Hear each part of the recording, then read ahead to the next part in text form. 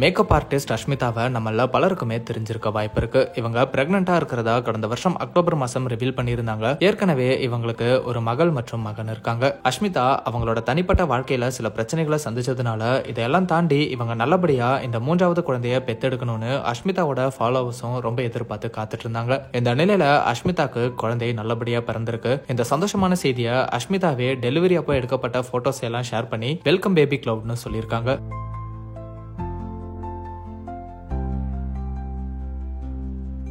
பலருமே அஷ்மிதாக்கு இப்போ வாழ்த்துக்களை சொல்லிட்டு வராங்க. ஆனா அஷ்மிதா பிறந்தது பையனா பொண்ணா அப்படிங்கறத ரிவீல் பண்ணல. ஆனா சிலர் கமெண்ட்ல பிறந்திருக்கிறது பையனா அப்படின்னு சொல்லிட்டு வராங்க. அஷ்மிதாவே சீக்கிரமே ஜெண்டர் ரிவீல் பண்ணுவாங்கன்னு நினைக்கிறோம். சோ வெயிட் பண்ணி பார்க்கலாம். ட்ரெண்டாக் சார்பா அஷ்மிதாக்கு எங்களோட வாழ்த்துக்களை சொல்லிக்கிறோம்.